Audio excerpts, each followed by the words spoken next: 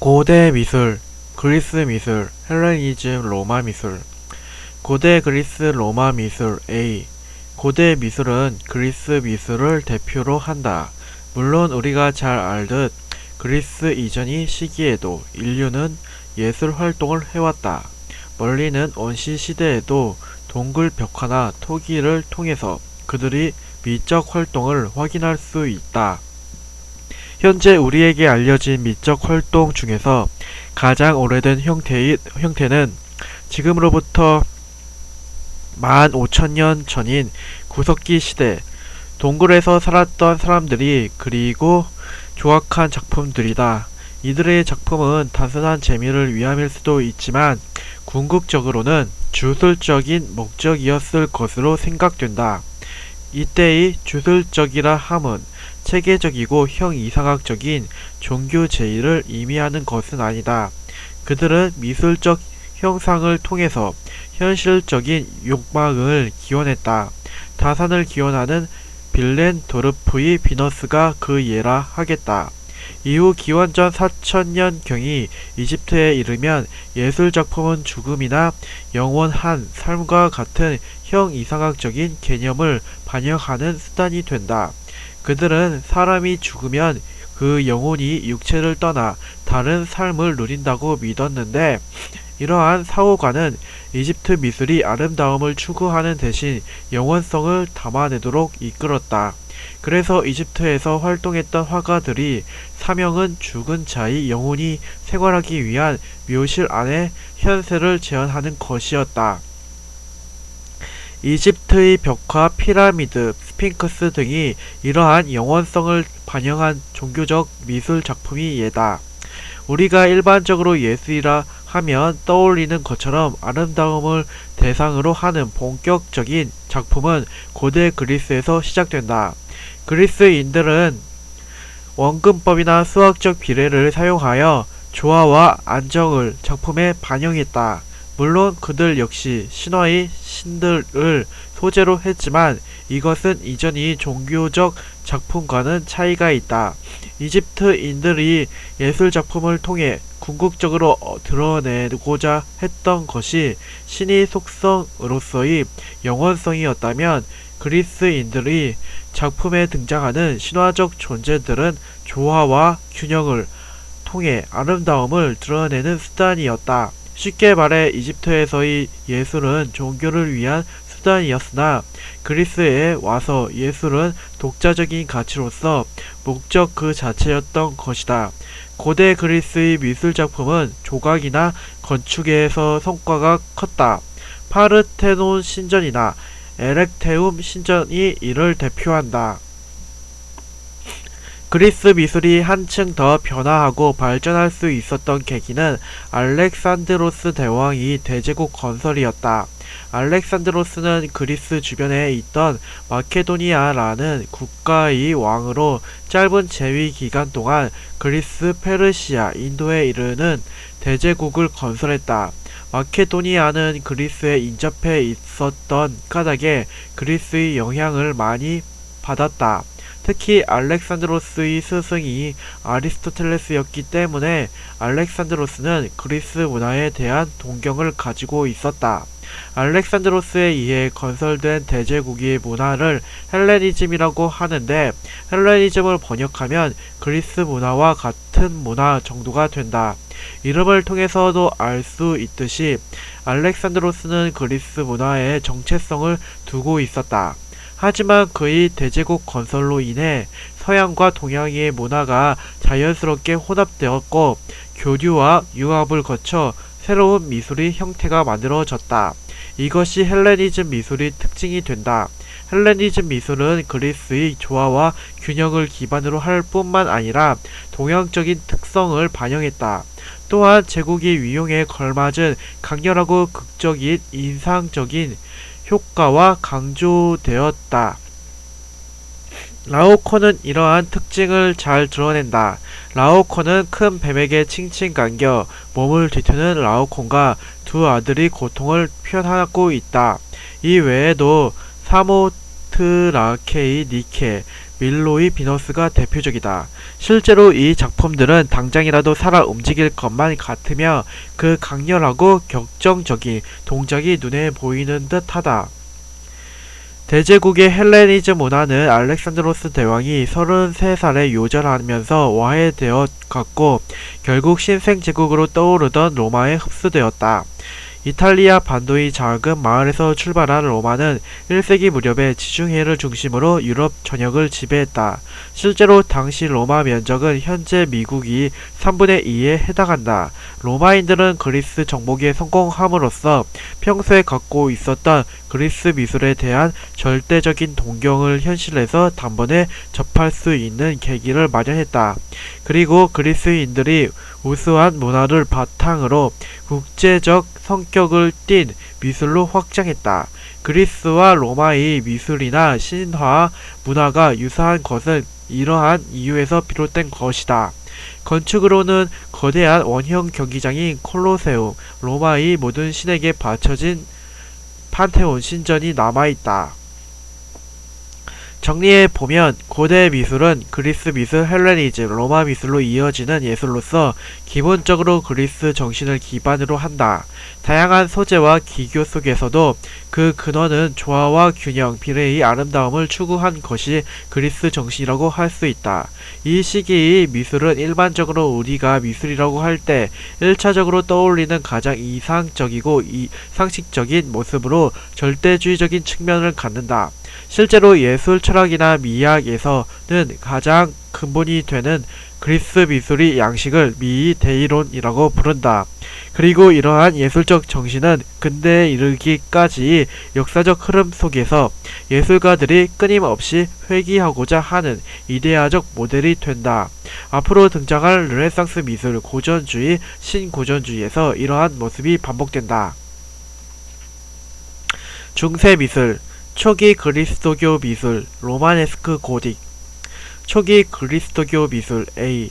아름다움의 이데아를 추구했던 그리스 로마 미술은 중세가 되면서 자취를 감춘다. 이유는 크게 두 가지로 나눠 생각해 볼 수 있는데, 우선 중세 초기 환경적 요인이 있다. 중세 초기라 할 수 있는 500여 년간은 전쟁과 약탈이 반복되는 정치적 혼란기였다. 논란의 여지가 있기는 하지만 우리가 중세를 암흑시대라고 평가하는 것이 정당하다면 그 이름에 가장 잘 부합하는 시기가 중세 초기라고 하겠다.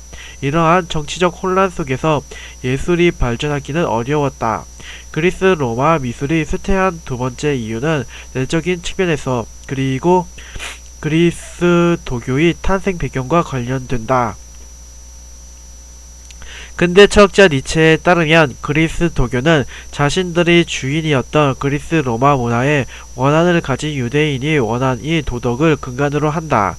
주인이 가진 좋은 것은 악으로 규정한 이들은 인간적이며 진취적인 그리스 로마의 문화를 인정할 수 없었다. 이에 따라 그리스도교가 장악한 중세의 그리스 로마의 거대한 예술적 이념을 자취를 감추었다.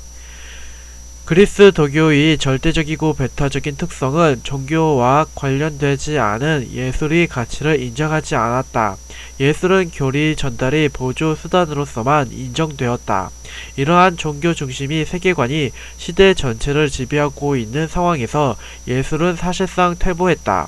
다만 중세 후기에 이르러서는 교회 건축 발전과 함께 예술이 미약하게나마 발전할 수 있었다. 이제 중세 미술을 초기 미술, 로마네스크 양식, 고딕 양식으로 구분해서 알아보고자 한다. 중세 초기 미술은 단지 문맹자들에게 신의 섭리와 교리를 전달하기 위한 보조 수단이었다. 교회는 신, 영혼과 같은 형이상학적 개념들을 시각적인 이미지로 바꾸는 데 미술의 역할이 있었다고 생각했다. 당시 미술가들 역시 자신의 재능은 신으로부터 부여받은 것이므로 당연히 신에게 바쳐져야 한다고 믿었기에 이 시기의 작품들은 대부분 익명으로 제작되었다. 초기 그리스도교인들이 지하묘지이자 로마 제국이 박해시대에 피난을 겸한 예배장소로 사용되었던 카다콤베의 벽면에는 이 당시의 그림들이 남아있다. 다만 이 그림들은 그리스 미술과 비교하기 민망할 정도로 유치한 면이 있다. 앞서 이야기한 대로 중세 초기의 그림은 예술 자체가 목적이 아니라 교리 전달의 수단이었기 때문이다. 위 벽화에서 가운데 예수 그리스도가 왼손에는 생선을 오른손에는 빵을 들고 있다. 이것은 보리떡 5개와 물고기 2마리로 5,000명을 배불리 먹였다는 오병이어의 기적을 담고 있다. 초기 그리스도교 미술에서 더 이상 과거 그리스의 화려한 미적 성취를 찾아보긴 힘들다. 다만 카타콤베의 벽화는 기독교 역사에서 중요한 가치를 지닌다. 11세기 후반에 이르러서 그리스도교가 유럽 전역을 장악하자 거대한 교회 건축이 빈번해지고 이에 따라 건축술과 예술도 함께 발전한다. 당시 건축과 미술 양식을 로마네스크라고 한다. 로마네스크는 번역하자면 로마풍 정도가 된다. 유럽에서의 교회의 승리를 상징하는 로마네스크는 웅장한 교회 건축을 위해 고대 로마의 건축 양식을 도입하면서 이름 붙여졌다. 단단하고 육중한 모습의 석조 건물인데 멀리 떨어져서 봐도 묵직하고 하나의 성처럼 보인다. 특히 가장 높은 탑이 지붕이 둥글게 형을 이루고 있는 게 특징인데 이는 동방과의 잦은 전쟁으로 이들이 문화에 영향을 받은 까닭이다. 이후 등장하는 고딕 양식이 벽의 두께를 줄이고 높은 첨탑을 만드는 것과 확연한 차이를 보인다. 대표적인 로마네스크 건축물로는 이탈리아의 피사에 있는 피사 대성당이 있다. 쓰러질 듯한 피사의 사탑으로 유명하다. 로마네스크가 이렇게 두껍고 육중한 모습을 띠게 된 데는 종교해석적인 측면과 기술적인 측면에서의 이유가 있다. 우선 종교적으로 볼 때 당시 이 교회는 지상에 만든 신의 공간이라는 의미를 가졌다. 교회라는 공간은 신이 실제로 내재할 수 있는 곳으로 악한 세계로부터 종교적 이념을 보호하는 전투적 공간이었다. 그런 까닭에 건축은 성과 같은 모습을 하였다. 다음으로 건축상의 이유도 있었다.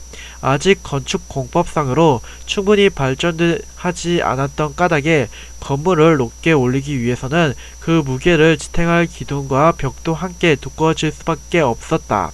두꺼운 벽 때문에 창은 좁고 작게 낼 수밖에 없었고 결과적으로 실내는 어둡고 차분한 느낌을 자아냈다.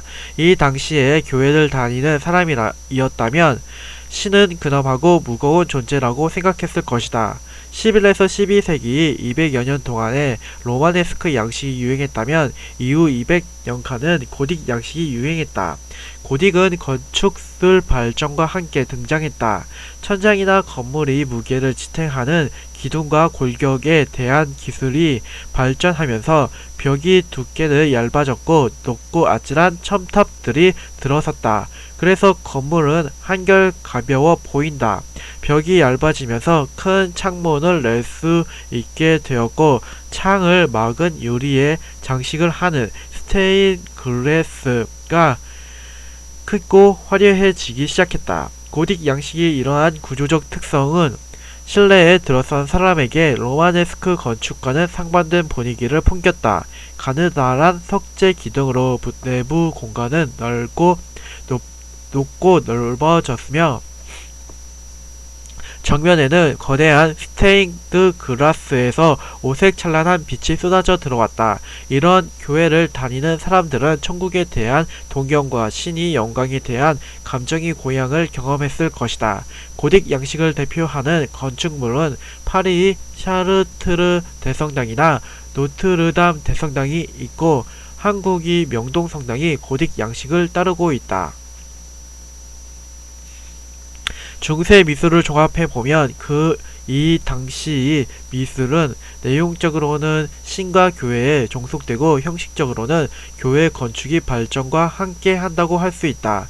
예술이 독자적인 가치는 인정되지 않았고 신의 영광과 권위를 드러내거나 교회의 교리를 전달하는 수단으로 예술이 사용되었다. 다만 초기 그리스도교 미술을 지나서 로마네스크 양식과 고딕 양식을 거치면서 미적인 요소가 반영되고 확장되었다. 중세 미술은 절대적이고 보편적이며 불변하는 진리로서의 신에 대한 미술이지만 그렇다고 해서 고대 그리스 로마 미술처럼 절대주의적 미술로 평가할 수는 없다. 내용상 절대적인 존재를 다루고 있으나 예술이 본질로서의 아름다움이 형식에 있어서는 퇴보한 느낌이 강하다.